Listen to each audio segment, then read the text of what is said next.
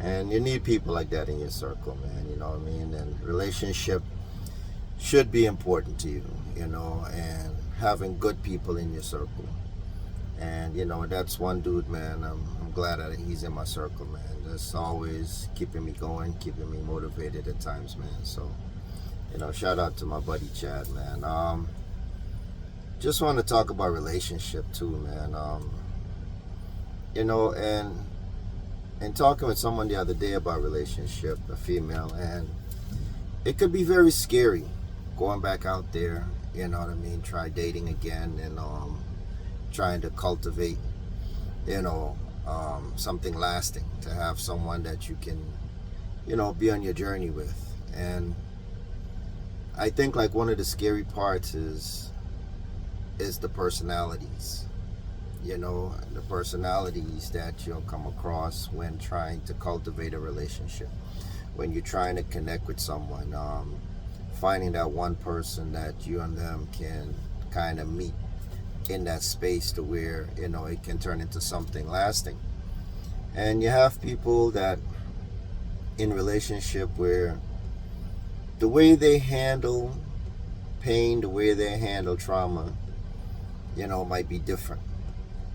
And the way they might handle it might be something that I guess would set someone back, and would set someone back because they might not be forthcoming with how they're feeling and how they might view something that you did to them, whether it be deliberately or whether it might just be something that happened by chance, and they're not always as, how can I put this, man?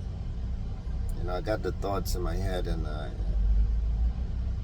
it's like to articulate it. Sometimes it's a little challenging because you want to convey it the way that you're seeing it in your mind's eye. And man, sometimes you're with people in a relationship and they're not honest.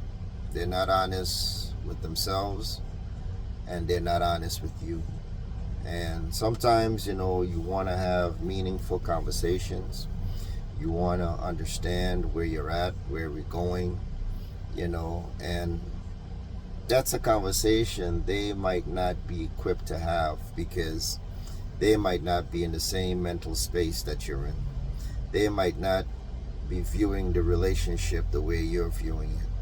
And because they're not doing that, it makes it that much more complicated to have an organic and transparent conversation so that you can at least know where you're at, and determine if that's something you want to remain in, or if there's something that can be fixed, or if there's just the option to just move on. And you mightn't be able to get that from that individual that's across from you, because of different past hurt, different trauma. They might not be ready to address it, because in addressing it, in their mind, that they have to now make a decision. And they might not be ready to make that decision. And because they might not be ready to make that decision, they might not be ready to have that conversation. Hence, they'll suppress it for a later time until they're ready. So while they're getting ready, or while they're sitting there quietly quitting, that's a term that I came across the other day. I was speaking to someone and they mentioned quietly quitting. And this is where a woman would be in a relationship that she might not be happy. It might not be facilitating the things that she needs. It might not be providing the necessities that she feels she needs in order to have, the kind of relationship that she wants. And because of that, it might be other complications. You might have kids involved. You might have money tied up in properties, or whatever the case might be. So you can't just walk away. So you have to be selective in the time that you choose to do so. And in the interim, you have to continue smiling. You have to continue doing the things that, is expected or required of you within that relationship. And until that time, you're quietly quitting. So that's what that term represents.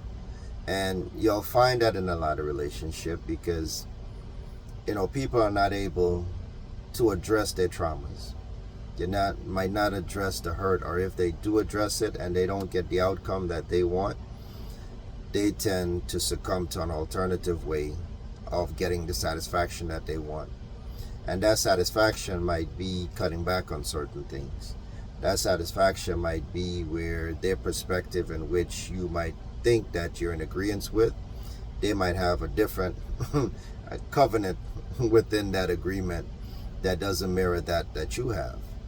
And hence, their response to things, the way they handle situation, the way they handle you is going to be altered.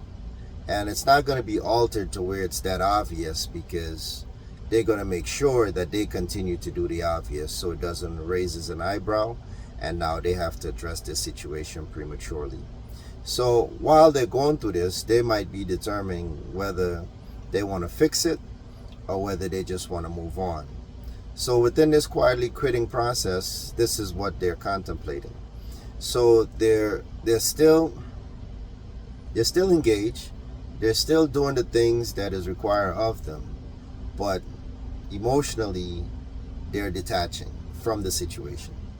Mentally, they're no longer there.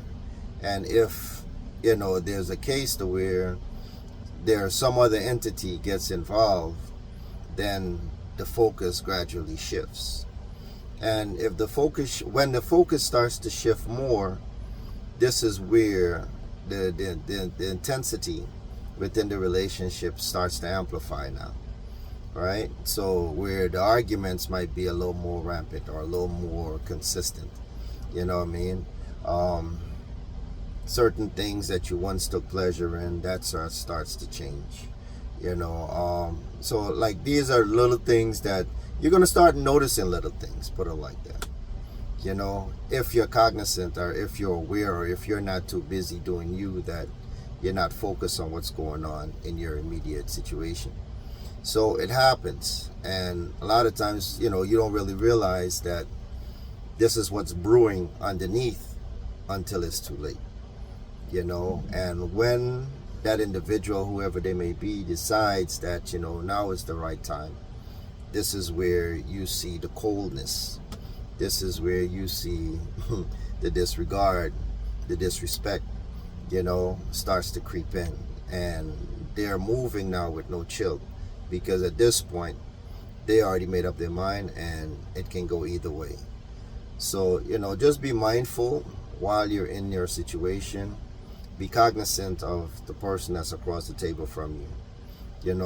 The behavioral patterns, the attitude. Notice, some of the changes that is subtly being taken place underneath, unbeknownst to you.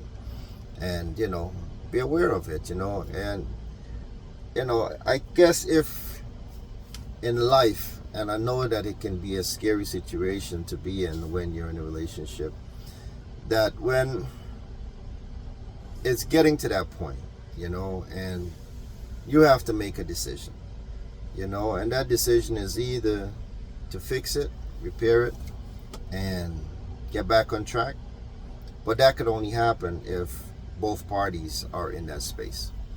If both parties is not in that space, it's a hopeless case, because here it is, you're trying to clap with one hand, and though you might attempt it, it just doesn't happen.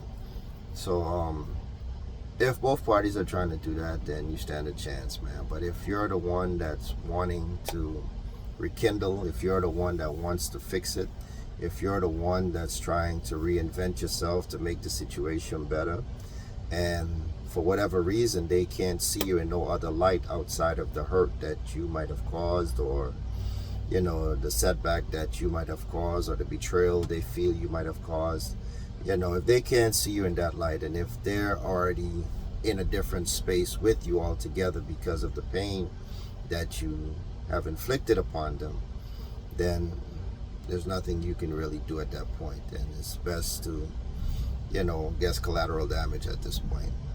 So this is Kanai once again telling you, stop existing, start